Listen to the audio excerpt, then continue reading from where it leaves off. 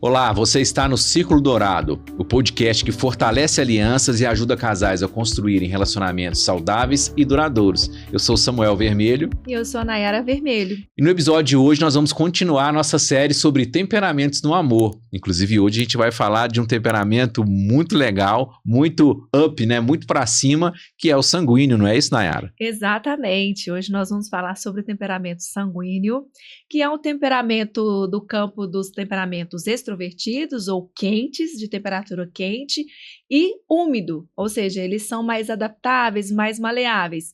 Quentes, expansivos, de rápida reação, respondem rápido, né, e agem rápido às situações, e são temperamentos adaptáveis, focados nas pessoas. Então, o símbolo que nós usamos para explicar os sanguíneos é o símbolo do ar, né?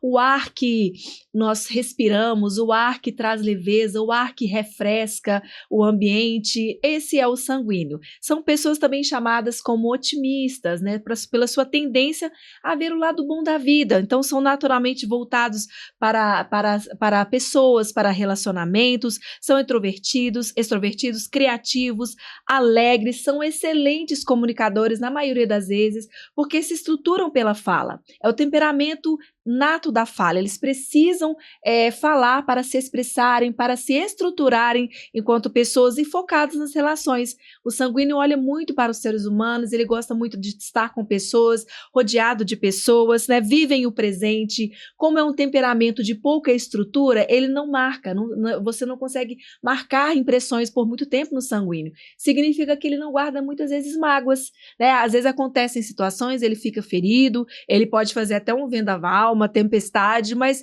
logo em seguida ele se esquece, aquilo passa e é vida que segue, né? Porque o sanguíneo, ele vive o presente e o foco dele está nas relações. Não é um temperamento da ordem, da organização naturalmente. Eles podem até ser líderes, mas a liderança dos sanguíneos, ela é relacional, é uma liderança inspiracional. Quais seriam os desafios do temperamento sanguíneo, o temperamento de ar ou temperamento otimista? Como eles são excessivamente voltados para relacionamentos e pessoas, eles expandem. Se eles não tiverem um domínio, um autocontrole, eles tendem a sufocar as pessoas com quem eles vivem. Ou nos ambientes onde eles trabalham, nas comunidades, seja na comunidade religiosa que ele frequenta, ele tem uma tendência a ser muito intrometido, fofoqueiro, né? Se é uma mãe, o tempo todo ela está ali entrando na relação dos filhos, tem uma dificuldade, assim como o colérico, de respeitar o espaço, né? Só que numa outra perspectiva. Então, eles têm uma tendência à desordem, à desorganização operacional, material, eles têm uma disciplina, mas é uma disciplina no campo das relações humanas. Então, se ele estiver fazendo alguma tarefa ali operacional e chega alguém com alguma demanda, com algum problema, ele não tem nenhum problema de parar o que está fazendo, né, Samuel? E dar atenção para a pessoa. O sanguíneo é assim, ele para o que for preciso ali para dar atenção à pessoa que está demandando, né? E é interessante, Nayara, você falando, né, sobre os desafios do sanguíneo, é que eu percebo que o sanguíneo, ele tem quase que algumas tendências assim ao TDAH, porque Sim. É nisso que você falou, às vezes chega alguma demanda, ele larga o que está fazendo e começa a outra, daqui a pouco ele começa a outra. Então, um dos desafios, né, principais do sanguíneo é essa disciplina, é manter esse foco. Porque ele é muito do sentir, Sim. né? Se eu sinto algo, isso é legal, vou fazer surf. Agora eu vou fazer beach tênis, agora eu vou... E aí tem essa dificuldade de manter de foco e de constância. E por isso tem uma tendência à inconsistência, né? A serem inconstantes. Principalmente porque, como gostam muito do sentir, do prazer, de viver a alegria da vida, tudo aquilo que traz um desconforto e dor, e a maioria das grandes conquistas na vida, as conquistas que valem a pena, elas envolvem desconforto, constância, foco e disciplina, eles acabam desistindo pelo meio do caminho, né? E é muito comum ver relacionamentos e variações, nós vamos falar sobre elas daqui a pouco, né, de mulheres e homens sanguíneos muito frustrados com a vida, justamente porque não conseguiram realmente estabelecer um foco, uma disciplina para alcançar os seus propósitos, né? Sim, eles até aprendem rapidamente. Então, às vezes, aquela criança, aquele aluno que passa como inteligente, né? Aquele aluno que se destaca, mas quando pede para ele aprofundar, ele vai ter dificuldade. Então, quando você tenta buscar ali informações mais profundas, ele já não consegue, né? E embora eles tenham sejam voltados para as relações, eles se sentem vivos com pessoas. por essa dispersão, às vezes eles acabam não percebendo muito algumas atitudes, pela impulsividade, machucam uma pessoa, se precisa falar, tá doendo na alma, explodem, falam o que pensam e às Muito vezes sinceros, né? Muito do sinceros. outro lado está alguém que marca, né? Seja um melancólico, seja um colérico, e às vezes aquilo que, palavra falada, como você disse, né? Semente plantada. Semente plantada. É interessante porque o sanguíneo, ele precisa, vamos dizer assim, a maneira dele expressar, dele estar no mundo é a fala. Sim. Então é impressionante como o sanguíneo ele precisa às vezes falar, ele fala tomando banho, fala lavando vasilha, ele fala sozinho, né, ou seja, ele tem essa característica. Eu me lembro, né, de uma vizinha que a gente tinha, inclusive, que era 5 da manhã, ela já estava ligando telefone lá para os parentes, para os amigos e conversando, e ela conversava o dia todo. Essa realmente tem essa característica da fala. Claro, nem todos os sanguíneos vão ter essa fala, essa comunicação tão proeminente, mas uma característica muito interessante do sanguíneo é essa capacidade de relacionar, de sair de uma festa, ir para outra, emendar a outra e tá tudo certo. Ganha energia com pessoas, exatamente. E aí eles não guardam mago, mas eles também têm uma dificuldade de guardar grandes eventos, não tem uma memória às vezes muito forte. Então, inclusive, a gente convivia com uma sanguínea, eu convivia com uma sanguínea que ela esquecia do aniversário dela. Então, o marido precisava lembrar, porque olha hoje, distraída, né? Muito distraído, e isso no relacionamento pode trazer problema, né? Principalmente por essa questão da relação da complementaridade, não é incomum um sanguíneo relacionando com um melancólico, né? Que vê no sanguíneo essa alegria, essa vivacidade, mas também tem esses detalhes, né? Vamos falar sobre eles, então, sanguíneo e o melancólico? Vamos olha falar aí dessa primeira configuração aqui de relacionamento, quando um sanguíneo se relaciona com um melancólico. A gente ainda vai explicar no próximo vídeo, mas já dando uma ideia, é o temperamento frio, o melancólico, introspectivo, um temperamento de muita profundidade e sensibilidade. Então, é uma complementaridade clássica, né? Um sanguíneo com um melancólico, ou uma sanguínea ou um sanguíneo, né? O otimismo e a aventura do sanguíneo, eles atraem o melancólico. Essa visão positiva do mundo, essa espontaneidade, né? Que encontra ali uma rigidez e muitas vezes uma tendência ao pessimismo, isso atrai o melancólico, ele se sente atraído pelo sanguíneo. Então, enquanto o sanguíneo ele ajuda o melancólico a ver o lado bom da vida, por sua vez, o melancólico inspira o sanguíneo a olhar para os altos ideais. Então, não é comum, às vezes, uma mulher melancólica casa com um homem sanguíneo e, de repente, você vê que no longo prazo aquele homem que, às vezes, se vestia de forma, muitas vezes, assim, né, inadequada, ele começa a andar mais arrumadinho, ele começa a ter um foco maior, a gente vê essa influência boa, né? Então, existe, sim, um ganho nesse tipo de relação. A comunicação ela é vital para o sanguíneo e o desafio do melancólico será não se retirar demais, porque a gente já está falando de um temperamento que é o melancólico, que prioriza o seu tempo, né, que prioriza o seu momento. E às vezes o sanguíneo, naquela alta expectativa de comunicar e de contar as novidades, encontra aquele melancólico frio, né, que às vezes vai puxar aquela expectativa para baixo e isso pode acabar entristecendo, né? Diferente, né, do sanguíneo que é da fala, que precisa falar, o melancólico ele precisa, né, olhar para si, ele precisa do tempo dele, ele se recarrega na solitude, né, sozinho. Então, muitas vezes esse choque de necessidade acaba criando dentro do relacionamento alguns atritos, né, entre eles, inclusive, né, do sanguíneo falar, puxa, a minha esposa não me escuta, ou o meu marido não me escuta, não me entende, né, ele não se importa comigo, não me valoriza, e isso acabar gerando o quê? Até empurrando relacionamentos para processo de infidelidade. Porque se para um há uma necessidade de ser escutado, para outro há necessidade de ser respeitado no seu tempo. Então há um choque, muitas vezes uma quebra de admiração, uma perda de admiração, claro que não justifica, nenhuma situação de traição se justifica, mas o que eu falo é que muitas vezes ela se constrói quando o casal vai perdendo aquilo que era que atraía o outro, né, esse entusiasmo do sanguíneo ou essa estabilidade do melancólico, se eles não evoluírem, não amadurecerem, não conhecerem a si e ao outro, né, ajudando essas potencialidades do outro, eles podem entrar numa rota de perda de admiração e de desconexão também emocional. E existe também uma tendência a não respeitar esse espaço, igual você disse, por exemplo, A gente percebe que os sanguíneos, eles têm uma tendência a ser muito receptivos, a gostarem da casa cheia, né? Seja pessoas do círculo de intimidade, às vezes um vizinho, uma pessoa que passou na rua e que ele convida para tomar um café na sua casa, nunca viu. E isso para o melancólico é algo assim muito desafiador, porque o melancólico não é que ele não gosta de ter pessoas, mas ele preza a intimidade, ele não abre o espaço dele para qualquer um.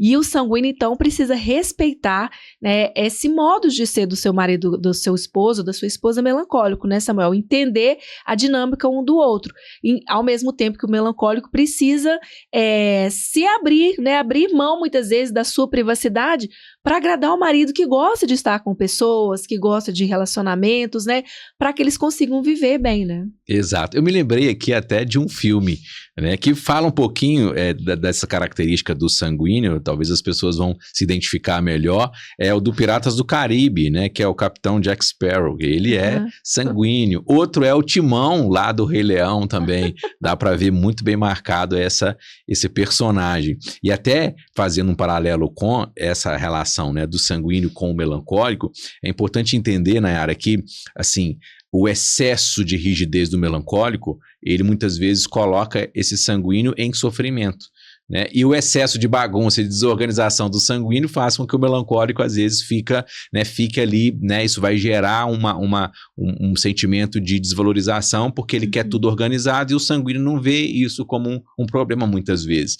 Então, a questão não é nem 8 e nem 80, é como encontrar esse meio termo em que esse casal pode justamente conviver de uma maneira mais saudável. Aprender a lembrar sempre daquilo que te atraiu no outro, né? Eu casei com essa pessoa porque ela tem essas características, ela tem isso que me ajuda, e por outro lado eu sei que eu posso contribuir, por que não, né? Entender e abrir mão, se não é algo que envolve quebra de valores, né? Princípios, mas se são coisas do dia a dia, por que não abrir mão, por que não conversar, né? Por que não entender o lado um do outro, para que esse relacionamento que tem tudo para dar certo, né? Consiga evoluir e deslanchar. Muito bom. E agora a gente vai para outra configuração do sanguíneo, que é o sanguíneo se relacionando com outro sanguíneo. Bom, é comum, Samuel?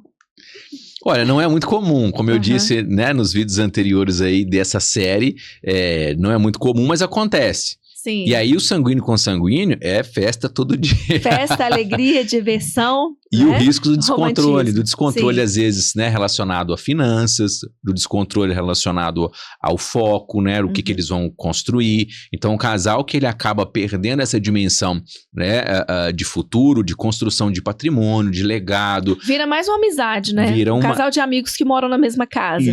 Isso. Não, eu não falo nem numa questão de intensidade, porque eles são muito intensos, então sexualmente são muito intensos, mas tem essa dificuldade de encontrar esse né, de encontrar essa base, de encontrar um foco e seguir. Né? Muitas vezes o desafio realmente de iniciar, da disciplina, de iniciar coisas e finalizar aquilo. A tendência é ter um que vai reclamar dos problemas, porque alguém tem que ver se as coisas não estão andando bem, mas também não consegue organizar, não consegue trazer soluções práticas. Só lembrando que existem os aportes. Muitas vezes, né, essa configuração que ela é mais rara de mesmo temperamento, elas dificilmente vão ter o mesmo aporte, porque nós nos formamos como casal por complementariedade. Deles vai ser mais frio, né? Um vai ter um pouco mais de Exato. Um vai ser mais próximo ali, talvez, do fleumático, do melancólico, o outro mais próximo do colérico, mas jamais vão ser exatamente um espelho, porque nós procuramos diferente, né? A gente procura essa complementariedade. E existe uma tendência uma das linguagens de amor do sanguíneo, que é dar presentes, né? Eles gostam muito são muito doados, e daí também é o risco de um descontrole financeiro, né? Eu mesmo conheço sanguíneos que você admira alguma coisa, pode levar, leva pra você, ou sempre tá com a casa cheia não tem muito de muita apego, gente, né, não tem apego às coisas, sempre tem muita gente na casa, e isso demanda, tem um gasto, tem um custo todo final de semana, pessoas estão ali porque eles amam pessoas, então o risco é esse, tem que ter um controle, né, o controle financeiro, flexibilidade excessiva, então tem dificuldade de planejamento de longo prazo, conquistas grandes, talvez vai ser mais desafiador para os dois, né? Bom, e aí a gente falou aqui dessas duas configurações, do sanguíneo com sanguíneo melancólico. Sanguíneo fleumático. Sim, o sanguíneo fleumático, a gente também já até falou, né, o último vídeo, mas aquela configuração que você disse, que também é comum acontecer, é uma complementaridade, ambos têm o foco em pessoas, né, em relacionamentos. O sanguíneo, ele vai ter essa tendência a expandir mais na relação, e o fleumático muitas vezes vai ter o desafio de expressar os seus sentimentos, né? Porque o fleumático, ele tem uma tendência a ser mais apático. Às vezes dá a impressão que ele não tá envolvido, um certo distanciamento, e muitas vezes o sanguíneo, ele tem uma sensibilidade também, ele é mais emotivo, pode estar exigindo desse fleumático uma maior presença na relação, né? Exatamente. E como o fleumático, ele gosta de ficar na dele, né, no universo dele, mais introvertido também, apesar de ser sociável, em ambientes que ele tem um pouco mais de tranquilidade, que ele conhece as pessoas, né? O sanguíneo não, onde ele entra, ele se conecta, ele faz amizades. Então, se é uma configuração sanguínea e fleumático, ela quer sair todo final de semana e ele quer ficar em casa. Sim. Então, é necessário encontrar esse meio termo, né? Um dia sai, outro dia fica em casa, né? Às vezes tem os filhos ali, e aí é o desafio dessa manutenção da dinâmica e da rotina, que ela é importante também para o casal, mas sem deixar de levar em consideração aquilo que são gostos um do outro, né? Ou seja, o maior desejo de um casal deve ser realmente satisfazer o outro, né? Como é que eu posso te servir? O amor, na prática, ele é o serviço. Então, como eu posso servir você melhor? É claro que eu não vou me anular, né? Ter essa clareza da não anulação, de saber quem você é, e o fleumático muitas vezes tem desafio em relação a isso, é um ponto assim que o casal ele precisa aprender a desenvolver, como encontrar esse meio termo sem deixar essa autonomia, essa autenticidade, né? E algo que é muito comum nesses dois temperamentos, por serem voltados para relacionamentos, é a decisão. Ambos têm dificuldade de tomar decisões. Você pode até ter um sanguíneo do seu lado, se você trabalha muito com pessoas e relacionamentos, eles são muito bons, eles às vezes captam o ambiente, mas eles não são bons para tomada de decisão, né, para decisões. E aí o fleumático também, muitas vezes, não quer tomar decisão porque tem medo. Né? Exato. Tem medo de errar ou de E a insegurança, né? O fleumático, muitas vezes, ele é marcado pela insegurança. O sanguíneo, pelo medo, sim, né? Dessa mudança, às vezes, de estado, né? Desse movimento, apesar de ser impulsivo, mas ele é impulsivo muito na onda do outro. Né? E o fleumático, ele é muito de delegar a decisão para o outro, para satisfazer o outro e às vezes esquecer de si, né? Se você não viu o episódio do fleumático, né? Tá aqui no canal, clica aqui que você vai conseguir acessar. Esse e os outros, sobre os outros perfis, sobre os outros temperamentos também. A gente finalizou aqui esse episódio sobre os sanguíneos, e no próximo nós vamos falar sobre os melancólicos. Samuel? Exatamente. Mais uma vez, não deixe de deixar o like aqui, se inscrever no canal, tá? E encaminhar para 3 amigos. Inclusive, nós deixamos um presente aqui para você. Você pode clicar no link aqui da descrição, um teste gratuito para que você possa fazer e tirar qualquer dúvida que você tenha sobre o tipo de temperamento que você possui ou que seu parceiro ou parceira aí possuem também. Um forte abraço e até o próximo episódio. Até lá.